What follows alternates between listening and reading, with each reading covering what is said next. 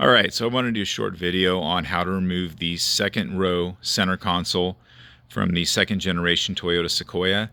As you might know, the Platinum models came with standard captain's chairs in the second row with a center console between them, and I believe some of the limited models also came with optional captain's chairs in the second row. So it's great to have the center console, but the problem is if you have somebody that regularly sits in the third row. I have a teenager who likes to sit in the third row, and for him to try to move the chairs every single time to get in the back or climb over the center console is kind of a pain in the butt. So I did a little bit of research on how to remove that center console. It's not too hard, so I'm just going to show you how to do it real quick. All right, so here we are in the second row. There's the center console. What you want to do is you just open it from the back here, and in the bottom you'll have this felt pad. You remove that. And then in the very bottom, you have two 10mm bolts. Not very hard to remove those.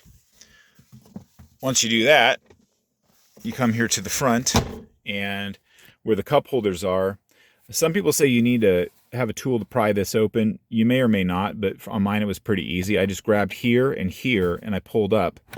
And you just pull straight up, and it comes right off. And then what you'll have is for the seat heater buttons, there will be a wire. Obviously the harness will be attached to there, so you'll need to disconnect those. The wires will be hanging out through this hole, and then you'll have two 10mm bolts down there, and there. You'll remove those 10mm bolts, and then you just lift this up into the back. The wiring harness will actually be like this. But then what you can do is just go ahead and tuck them underneath the carpet, which is cut down the middle. So there you go. Obviously you got the brackets that are still showing. I was able to find a floor mat to cover those up to match the ones that I already have up here.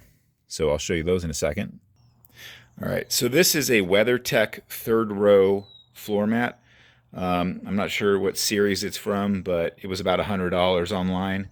And as you can see, it's actually backwards. So when you're sitting in the third row, that's what it looks like.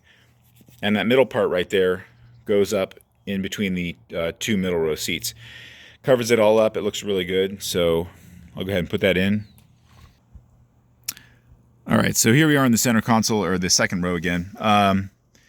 These floor mats that I have in the second row and also my first row, they're called FloorLiner is the brand. They're not WeatherTech. They were a little bit cheaper, and well, that was primarily it. They were a little bit cheaper, so I went with those. They are very well designed. They fit perfectly, but they didn't make one for the third row that came up between the middle seats. Like I said, this is a WeatherTech. Interestingly enough, they fit together pretty well. So the WeatherTech comes all the way up, as you can see. I mean, perfectly covers between the seats. And then what I do is I just take this and tuck it underneath the second row one, and it almost looks like it was designed to go together. So I'll list the part numbers in the comments, not the comments, the information for this video. But this is, like I said, is a WeatherTech. It was about $100. And then I have the second and first row FloorLiner floor liners, and I think combined it was about $175 for the front and middle rows. So again, you can go with all WeatherTech if you want or not, but this third row one is key because it covers everything between the seats.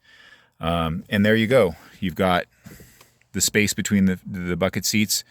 People can get into the third row pretty easily, and it looks like it was designed this way in the first place. So thanks.